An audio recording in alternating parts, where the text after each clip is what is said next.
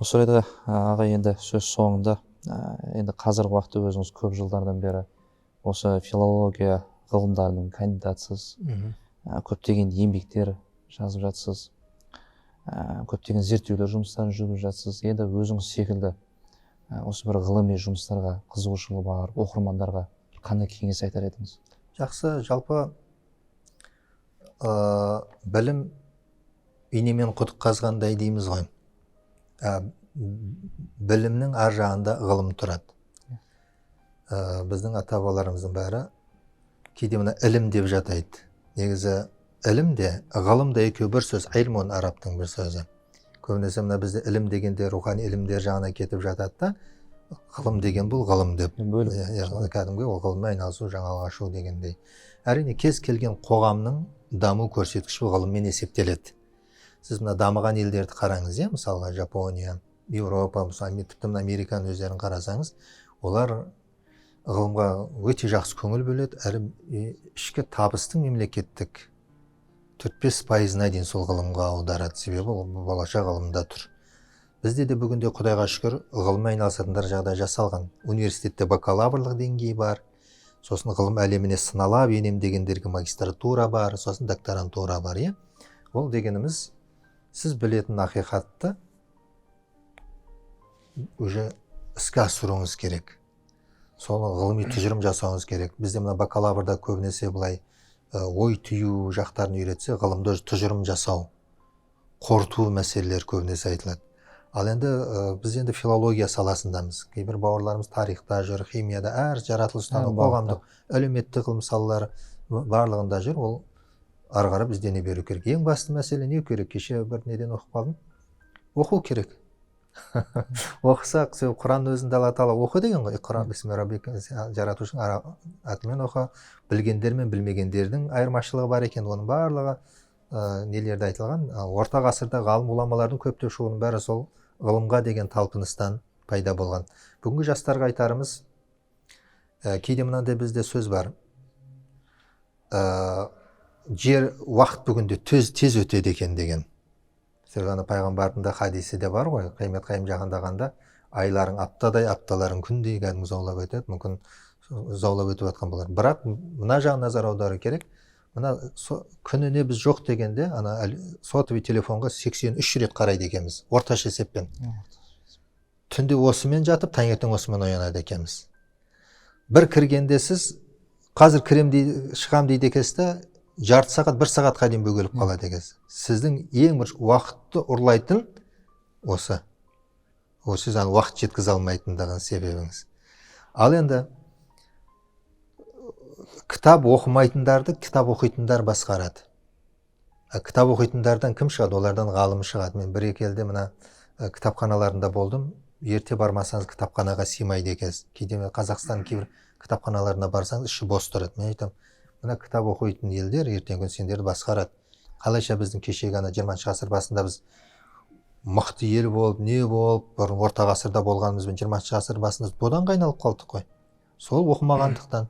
Алар озық технология жаратты. Ол кездегі озық технологиялар, бүгін нанотехнологиялар, солардың бәрі ғылыммен келіп шығады.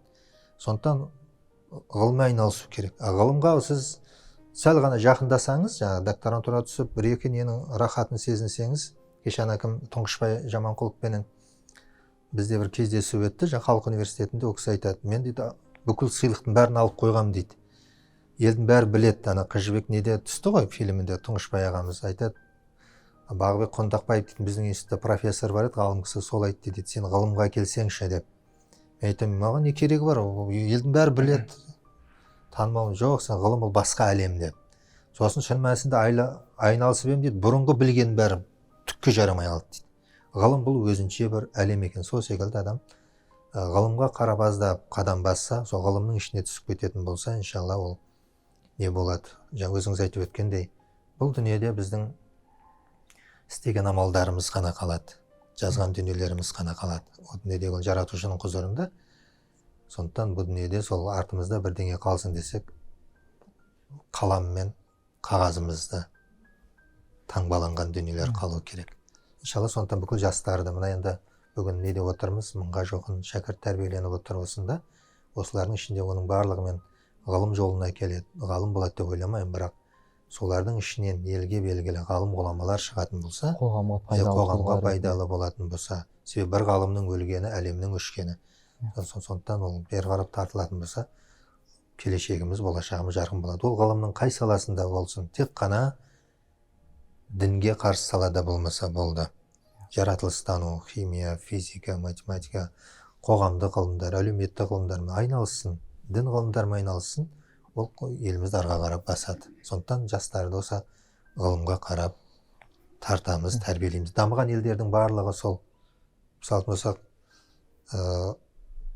біз ешқайсымыз Жапония, Кореяда болмаған болуымыз мүмкін, бірақ әрқайсымыздың үйімізде бір-бір Жапон, бір-бір Корей тұр. Міне отыр, Samsung тұр, немесе iPhone тұр, немесе Toyota көлігі тұр. Олар сол ғылымның арқасында, сол білімнің арқасында жеткізді. Сол бүгінде тек сол ғылыммен қана экспансия болу керек. Ғылыммен қана әлемді жаулай аласыз. Болмаса, тағы бір мысал айтайын, бір ғана Apple компаниясының несі, Apple компаниясының бір жылдық бюджеті Орта Азия мемлекеттерінің бір жылдық бюджетінен асып түседі. Бір ғана кішкене компанияның. Кішкене емес, үлкен компания. Samsung де сондай. ТМД-ның нелерін, Samsung пен Apple екеуінің жиынтығы мына бұрынғы ТМД-ның ішкі табысынан асып кетуі мүмкін. Ол мемлекет те емес, бір компания. Оның бәрі сол ғылымның арқасы. Сол ғылымға қарап бейімделу керек. Айтып отырмын ғой, ғылымға қарап сәл қадам бассаңыз, ғылымның ішіне бір түсіп кетсеңіз, соның рахаты да, несі де соның, жемісі де соның ішінде болады. Сондықтан жастар ғылымға келген дұрыс. Қазақтың дана сөзі де бекерде айтылмаған ғой.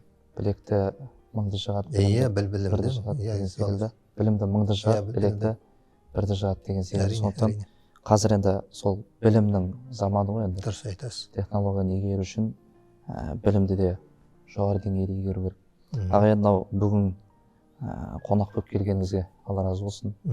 Көптеген сұрақтардың жауабын естіп жатырмыз. Рахмет. Көптеген мәселелерді айтылды.